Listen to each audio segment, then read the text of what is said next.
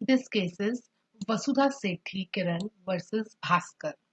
It is one of the most important cases of Hindu law which depends upon section 13 of Hindu Guardianship Act, जहाँ पे ये lay down किया गया है कि पेरेंट्स का राइट होना ये जानने में कि कस्टडी चाइल्ड की किसको दी जाए इज इरेलीवेंट, और जबकि ये देखना कि what is good for the child, what is good for the child's welfare is of the utmost importance. अगर हम इस केस के फैक्ट्स को देखें अगर हम इस केस के फैक्ट्स को देखें तो क्या हुआ था basically, husband was living in India and wife was living in US, and court ने ये चीज रिकॉग्नाइज करी कि फादर का कस्टडी इज इम्पोर्टेंट है, फादर को कस्टडी मिलनी चाहिए। एंड कोर्ट ने जब कोर्ट के पास रिट की फॉर्म में ये गया कि फादर ने रिट फाइल करी हेबियस कॉर्पस की कि मुझे अपना चाइल्ड मिले, तो कोर्ट ने ऑर्डर किया कि मदर को कि वो यूएस से रिटर्न हुए माइनर चाइल्ड के साथ और डेट भी साथ में दिया। फिर mother approached the apex court, supreme court. वहां पे सुप्रीम कोर्ट ने कुछ प्रिंसिपल्स लेट डाउन किए। तो वेरी फर्स्ट प्रिंसिपल जब लेट डाउन किया, उन्होंने कुछ डिसीजन साइड किए।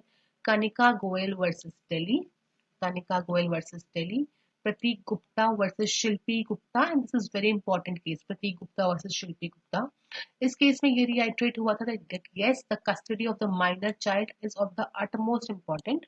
वो कहाँ पे रहा है, कहाँ पे पला बड़ा है, ये सब बहुत रोल प्ले करता है ये जानने में कि वेलफेयर चाइल्ड का क्या होना चाहिए और क्या नहीं होना चाहिए। और चाइल्ड जैसे कि हम गार्जियनशिप एक्ट पढ़ते हैं, उसमें क्या है कि 5 इयर्स तक कस्टडी वाइफ के पास है, मदर के पास है ना, आफ्टर दैट जो राइट है फादर के पास आता है। तो यहाँ पे right of fathers will be irrelevant. जब सेपरेशन हो जाता है हस्बैंड एंड वाइफ का, तो हम राइट्स ऑफ पेरेंट्स को इररेलीवेंट मानते हैं। Rather what is relevant is the utmost importance of the child, the welfare of the minor is of the paramount importance, कि उसका किनके किस पेरेंट के पास रहना will be good। तो इसलिए कोर्ट ने यहाँ पे सेक्शन 6 क्लॉज ए को भी साइट किया ऑफ दिस एक्ट, जहाँ पे बोला गया है कि 5 साल तक तो मदर के पास कस्टडी रहेगी और उसके बाद फादर के पास, but it will not be preceding factor और डिसाइडिंग फैक्टर अगर कोर्ट को लगता है कि welfare of the child wants कि दूसरे पेरेंट के पास custody जाए। It happens in the cases where husband and wife are separated by judicial separation or by divorce or by any other method. So court ने in this case जब ये decision पास किया कि द लोअर कोर्ट्स ने कि mother को abroad छोड़ के, यूएस छोड़ के इंडिया आना है विद द माइनर, ये भी चैलेंज हुआ था। तो कोर्ट ने यहाँ पे क्या चीज बोला, कोर्ट ने बोला कि ऐसा हेबियस कॉर्पस के थ्रू ये चीज बोलना कि आप अब्रॉड छोड़ के यहाँ पे आओ, it is illegal, it is illegal, आप ऐसा नहीं कर सकते। The person is living in the country, आप उनका रोजी रोटी नहीं छुड़वा सकते। You can decide on the basis की वेलफेयर ऑफ द चाइल्ड क्या है, फादर है या मदर है। सी, if we go to this point, the sixth point, the bench also considered the issue as to whether court can compel one of the parents to move. It was said that no. Why? Because it will affect the privacy of the parents. आप habeas corpus का writ ये तो कर सकते हो कि हाँ child उसके पास जाए जो कि ऑथराइज पेरेंट है, जिसके पास कोर्ट को लगता है वेलफेयर होगा माइनर का।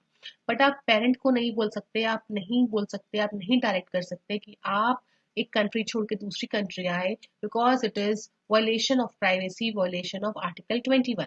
अगर चाइल्ड को ये ऑर्डर मिलता है to come to India to father, now it is upon the mother कि वो चाइल्ड के मिलने के लिए इंडिया आना चाहती है या नहीं, और अगर ऐसा कुछ नहीं है तो वो वहां पे रह सकती है।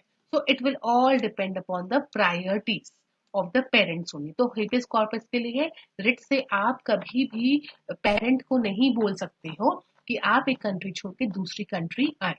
Further we were doing this third point, जहां पे ये बताया कि यस 5 इयर्स तक ही कस्टडी मदर के पास है, but it can be interchange जब कोर्ट को लगे that it is justified, it is justified कि मदर के पास कस्टडी न रह के फादर के पास रहे। बट जिसके पास भी कस्टडी रहेगी विजिटेशन राइट्स हमेशा ही रहेंगे। क्यों? चाइल्ड को दोनों पेरेंट का ही रिक्वायरमेंट होता है। तो विजिटेशन चाइल्ड राइट्स जो है they are for the welfare of minor only, for welfare of the minor is the paramount consideration. Court ने ये चीज बोला कि पार्टीज के क्या राइट्स है हमें उससे कोई मतलब नहीं है। डिस्प्यूट अगर ह्यूमन में अराइज हुआ है और कॉम्प्लिकेट हो गया है तो हमारे पास ऐसा कोई स्ट्रेट जैकेट तो फॉर्मूला नहीं है कि हम कहाँ कस्टडी ऑफ द माइनर किसको दें। On the basis of the fact on the parameters we will decide. और पैरामीटर्स कौन से, जो कि नित्या केस अभी ऊपर एंड कनिका केस जो अभी ऊपर मेंशन किया उनमें